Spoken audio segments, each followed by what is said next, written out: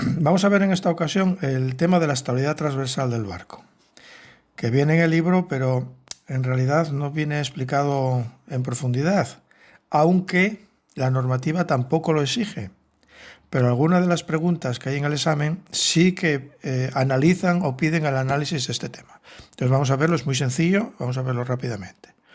En principio, aquí tenemos una figura que es la embarcación cortada al transversal. Y tenemos la línea de crujía o el plano de crujía y la línea de flotación. O sea que esta sería la obra muerta y esta sería la obra viva. Bien, todas las embarcaciones tienen un centro de gravedad del conjunto del barco.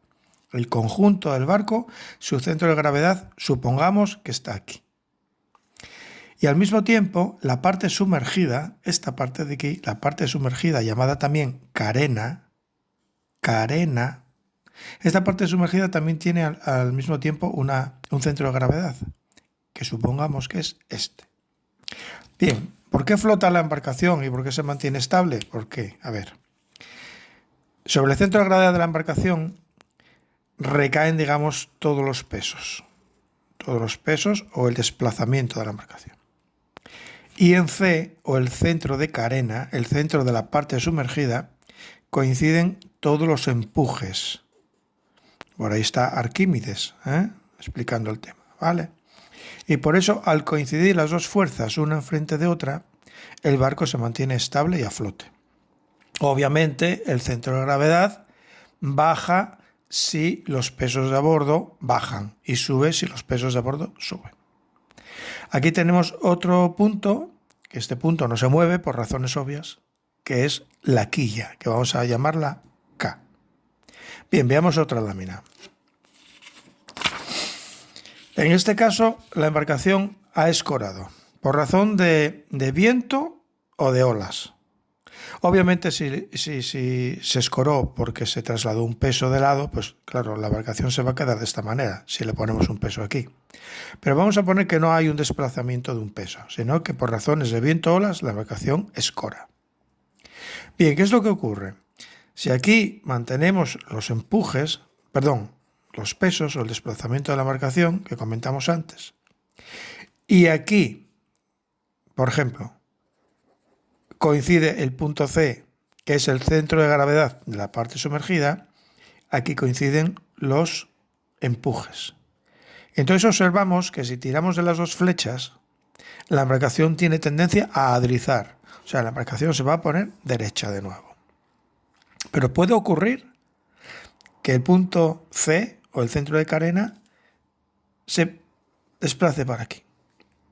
Entonces, en este caso, ponemos la fuerza de empuje y observamos que en este caso es nefasto para la embarcación, puesto que si tiramos de las dos flechas, vemos que la embarcación seguiría escorando. Un tercer caso, que el punto C o el centro de la gravedad de la parte sumergida coincida con G, aquí. Y entonces las dos fuerzas están una enfrente de otra. Y al estar una enfrente de otra, la embarcación se va a quedar en esta posición, que sería el caso en el que colocásemos un peso o trasladásemos un peso a una banda. Bien, vamos a ver una última lámina. Vale, aquí tenemos, espera, no es esta, esta que está aquí. Aquí tenemos de nuevo la embarcación escorada como antes, el centro de gravedad aquí, con el peso o desplazamiento. Y ahora supongamos que en el caso positivo, o sea, en el caso de que haya una fuerza que haga que el barco adrice, C se tendría que trasladar para aquí. Vamos a poner un ejemplo. Centro de gravedad aquí, C. Le colocamos la fuerza. La fuerza es esta. La fuerza donde están los empujes. Y vemos que si tiramos de las dos, el barco tiene tendencia efectivamente a adrizar. Pero aparece un nuevo concepto. Si ahora mismo pasamos la vertical, veamos, si pasamos la vertical que pasa por el centro de carena, observar. Vamos a pasar la vertical que pasa por el centro de carena. Entonces observar que en este caso de estabilidad positiva, la vertical que pasa por el centro de carena corta el plano de crujía en este punto. Y eso lo vamos a llamar M. Se llama el punto metacéntrico.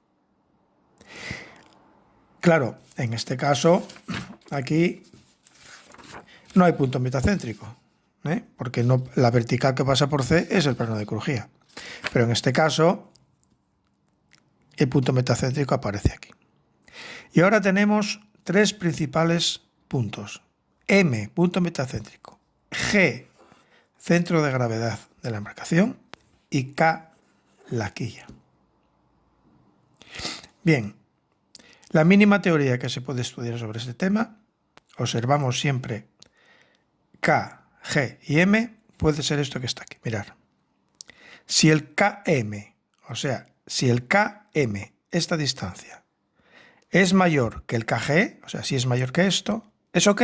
O sea, la capacidad de adrizamiento que tiene la embarcación es positiva, como vemos en esta imagen. Pero ahora imaginemos que C la ponemos por aquí. Ahora pasemos la vertical de C. Pasamos la vertical de C aquí. Ahí. Perdón. Ahí. Y entonces observamos que si C está aquí, esto es el caso anterior, si C está aquí, ahora el punto metacéntrico quedó aquí. Y entonces cumple la siguiente ley. Si el KM es menor que el KG, ñac, ñac, el barco tiende a escorar más y por lo tanto pierde toda estabilidad. Y si coincide el KG con el KM, es que el barco se queda tal cual. Se llama estabilidad indiferente. Puede volcar o puede deslizar.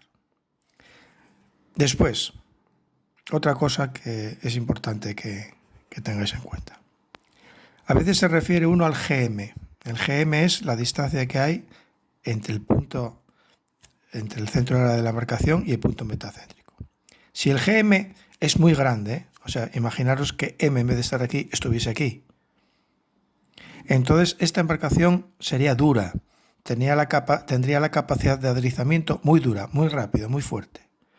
Y cuando el GM es pequeño, se llama que es blando.